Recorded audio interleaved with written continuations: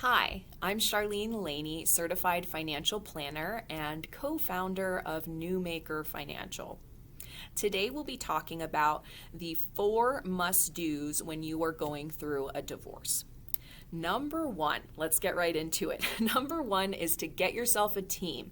And while this may seem a little obvious, for some of us, you may need to think about it a little bit, but your ex-spouse or soon-to-be ex-spouse is not going to be on that team.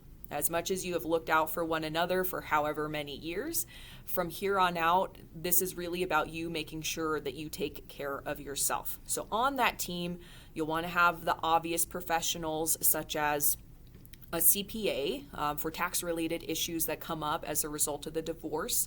You'll want to have a divorce attorney, probably a therapist because, gosh, it's such an emotional time and you need someone to help walk you through all of that. You'll want to have a financial advisor as well that is your own, especially if you've been working with a financial advisor with your spouse for many years. It already creates a conflict of interest for you to continue working with that same person that helps your spouse too. It's very difficult to stay unbiased in those situations for a financial advisor. And then finally, you'll want to build in a few close friends too. And once you've established, here's who my team is, you ignore everybody else. People will want to chime in telling you, here's what happened with my divorce. You'll want to avoid this trap. Make sure that you don't do X, Y, Z. And often this is just people, of course, wanting to be helpful, but they're usually projecting their own experiences onto you. And the reality is that their facts are different.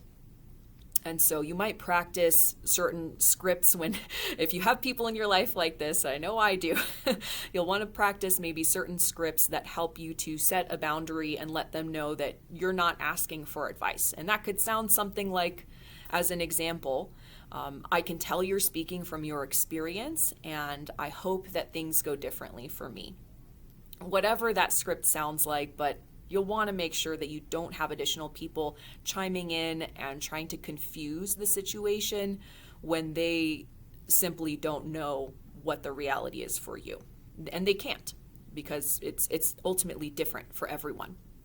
So moving on to number 2.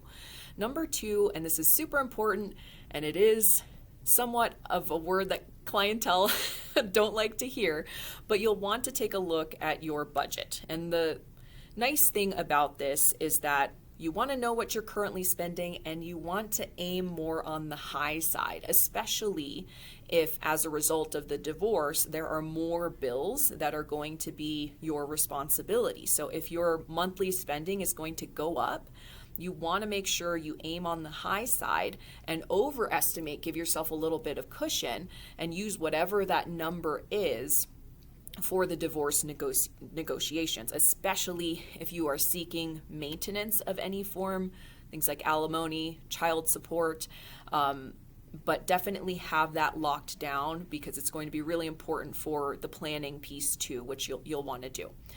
Moving on to number 3, you'll want to redo your estate plan.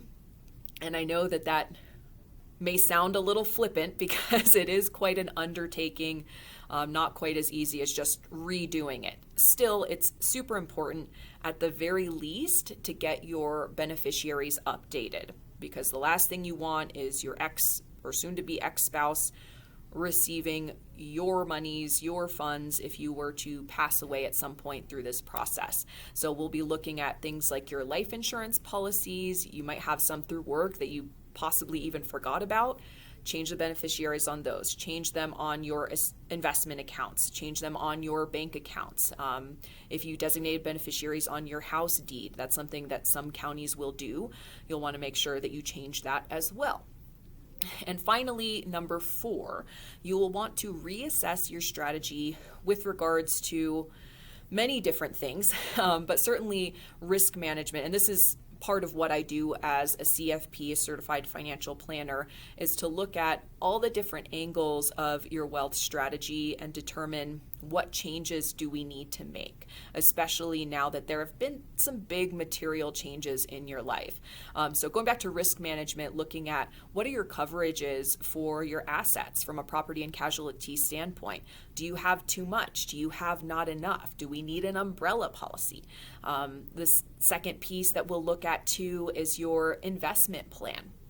More than likely, the plan you had with your investments with your ex is no longer applicable. So we will want to assess that, come up with a new strategy, and of course base that in your overall financial plan, your retirement plan. It's possible some of those dates may have needed to move around, and if that's the case, we'll work with you on setting up a new strategy for that as well. And with all that said, just to recap, the 4 must-dos while you're going through a divorce: get yourself a team, figure out who those people are, and put on the blinders for everyone else.